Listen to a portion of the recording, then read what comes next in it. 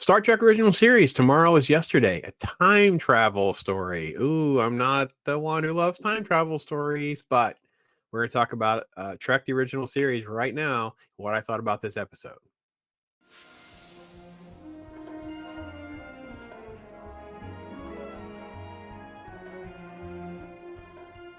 All right, I am Pops, and no, I am no Trekkie, and I've been rewatching Trek the original series episodes, giving you my thoughts. Some of them I have never seen or don't remember seeing at all. So this is one of those where kind of rings a bell, but not really. Once you get into the weeds, I really didn't know. But I will say this: I don't pay a lot of attention sometimes to the credits, but I did notice DC Fontana's name. She's like a legend in the sci-fi community, especially in the TV community for the '70s, the stuff I grew up on, like $6 Million Man or Buck Rogers. So super cool to see her name out there, and a time travel episode from her. Really didn't know. And I have to admit, I was caught a little off kilter right from the get-go, like kind of like what is going on with all the Air Force, rallying a jet in the air.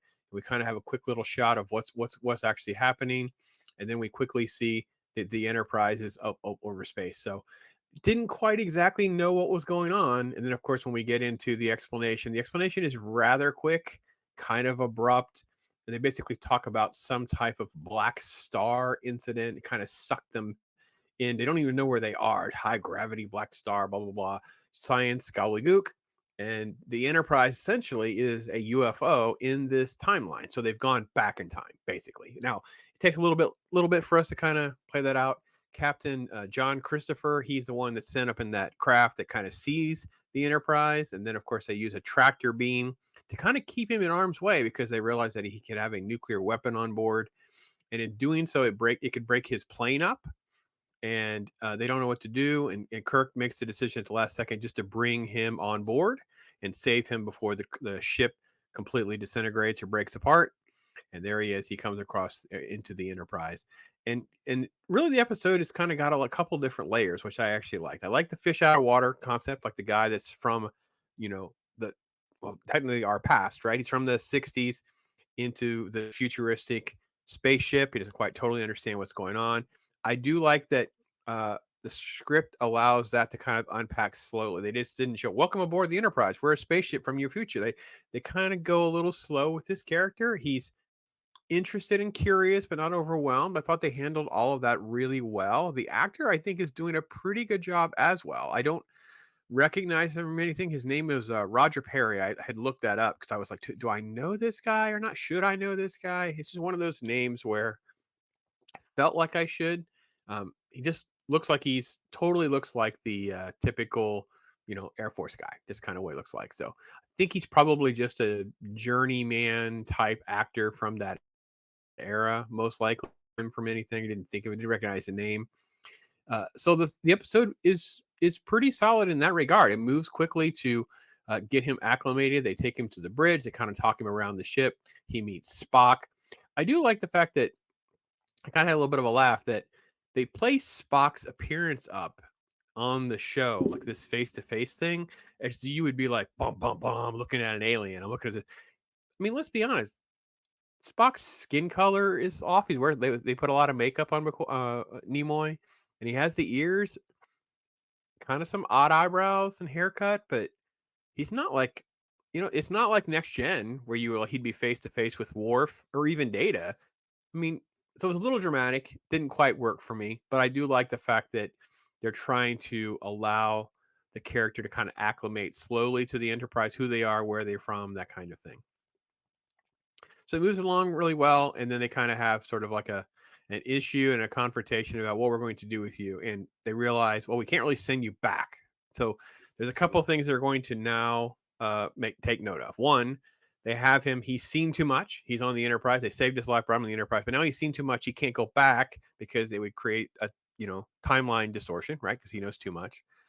Two, his ship would have had some sort of recording or something like. Now I don't totally understand on how, if he was beamed out of the plane sort of broke up, how there would be recordings or anything documented that the people on the ground would have, other than I think I saw something kind of stuff. So the records is at risk here, where they're not quite sure what to do and how to move forward, and you know everyone is sort of having their opinions because he freaks out at one point. He's like, "I'm going back. You can't stop me from going back." And it's like, well, I guess we have a problem, Jim, because Spock admits that he was sort of wrong. He's careful with saying that he's wrong because Spock doesn't do that. This was pretty close to it though. I kind of had a little chuckle, kind of laughed a little bit about that because I didn't know how often Spock admits that he's actually wrong. Like that's kind of the gag in some of the movies, like an exaggeration, right? That wasn't a lie. No, I just exaggerated, or an omission. He just says so. But no, basically, the captain has to go back because his son, his offspring, the unborn son, is key in basically what comes to the space program. Because right now they're kind of tying in a space program to the moon. And I will say, I don't know how prophetic all of this is. If it's just space race stuff that is pro space race, like we're going to get to the moon. Like it's just assumed it's all going to happen, even though it's going to happen a few years after this episode airs. I love that. I thought the optimism of the show would have had for its time deserves a lot more credit than it probably gets because that's a type of propaganda and patriotism that is the politics that was in our entertainment growing up that we're told is there. And then they want to do it in a complete negative way. And they're mad that we don't like it. It's like, well, yeah, but you're not really talking about anything positive. Like no one's going to respond positively to negative stuff. So that's kind of one of the big twists that we see between a show like Trek that's doing it here versus some of the modern entertainment where they infuse something political like that, but it's a negative connotation. A lot of time is just spent discussing things and then walking around as Kirk and Sulu beam down to the Air Force base where the records are kept. They're walking around and trying to find that information while McCoy gets increasingly stressed and anxious. And then, of course, there is someone who walks in on them. And then he has the recorder, he has the communicator. So when they lock on to beam Kirk up, it's not actually Kirk, it's actually the officer. So you can see his little revolver in his hand, and Spock walks over. So again, done pretty well. I like the shock factor. I do like the fact that they keep him in engineering. They keep him in the transporter room so he wouldn't be exposed to too much information as well. They already have one person to do that. They don't need someone else like that. So I do like that this is done again within a framework of what feels real. Like this is another issue that I have with shows. Halo would probably be a good example here where they will do things and will have human interaction and then the human interaction doesn't match reality. Like you're immediately like out of the scene, out of the show because like that's not how humans human. This felt like that's kind of what a good reaction would be. That may be a good strategy to how to deal with them, how to contain the situation. All right, they continue on their efforts with Sulu and Kirk, and then they found out again. Kirk just takes on three dudes, so it took a little while for them to subdue him. Which again, I think they love the fact that they like to play up Kirk's athleticism and his ability to fight. And of course, then they kind of have to come up with a new strategy of how to get down there and get to Kirk. And Kirk is playing like cat and mouse, kind of coy with them, which I think again uh, Shatner isn't as front and center in this episode. There's a lot of other characters that do have some time. Obviously, even Spock and McCoy, but the other captain as well. Sulu had a couple moments there as well, but the show is obviously very Kirk centric. But here is his one segment of the episode where he really is kind of front and center on everything, and it's like he just basically just says, uh, "You won't believe me when they talk about where you're from and all those kinds of things that you would go through with an interrogation of someone of this situation." So this time, the captain agrees and convinces Spock to go down with him because he'll know the base and the area. I didn't quite understand. I mean, I guess they were trying to take him out of his like jet jumpsuit. They put him in like Star Trek gear, but they're going to beam him down with everyone, and then in doing so, they're going to rescue Kirk. And what's fun here is there is sort of like a quick moment with the captain who basically has the uh, twist that he's not going to play nice. He's going to try to do it. And Spock knew. Spock does a nerve pinch on him and saves the day. So then we're back in space. There we are, moving right over the planet. And now we've got to figure out the whole how do we fix things? And then we get to see some Scotty time. And I always love Scotty. Scotty's one of my favorite characters. So, okay. Then so this is the last, what, 10 minutes or so? I don't even think it's a full 10 minutes. Yeah, 9 minus credits. So The last few minutes of the episode to me is just science word salad.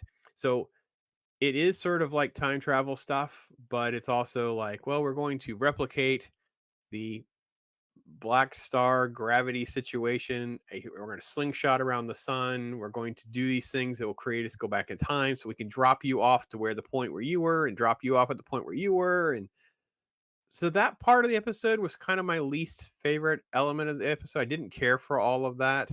I didn't like this concept of this, blinking them back to where they go in this exact moment. And they kind of have basically they just erase the history. They erase all this from actually happening.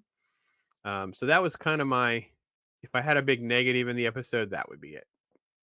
All right, overall, I had a fun time with the episode. I wouldn't say I'd hold it in high regard or something I would really want to rewatch. I love the fact that for science fiction of its time, it was trying to break through with some time travel elements, also with the stuff that people could relate to, a grounded topic like getting to the moon, and then trying to plug in some science fiction language and elements that would get the normie sort of thinking about things in the scientific ways. It worked well with some of the concepts at a very high level, but not when you sort of like, I don't think you give it a lot of thought, but it's not the worst thing in the world. Definitely better than most modern shows. Like I said, I have a problem with a lot of time travel concepts because it doesn't usually play out into any scrutiny. This is kind of like that as well. But like I said, 1960s, what do you want? It was just like almost 60 years ago. I'm really quite impressed for, again, DC Fontana. She's like a legend. And it's super cool to see her name and putting her footprint on this franchise. So that's my thoughts. Total noob, don't know stuff. So you guys can fill in the gaps. I don't look a lot of stuff up. I try to be pretty transparent about where I'm at with my knowledge base. It's kind of been a fun journey going through the original series for this reason, giving it sort of like that production order viewing, because then I kind of understand the progression of the show, how they're adding to the canon, how they're changing things up. I will say this one of the strongest things about the episode I didn't mention too was we only had a little bit of Sulu and Uhura, but we did get Scotty and McCoy, and we get the menagerie of the main cast that I've grown to love. So I love it when episodes are like that. I feel a little shortchanged sometimes when I don't get that. So this is a positive in that direction as well. So that's my general take on it. Love to hear from you guys. Thanks for watching. See you next week. Take care, everybody. I am Pops.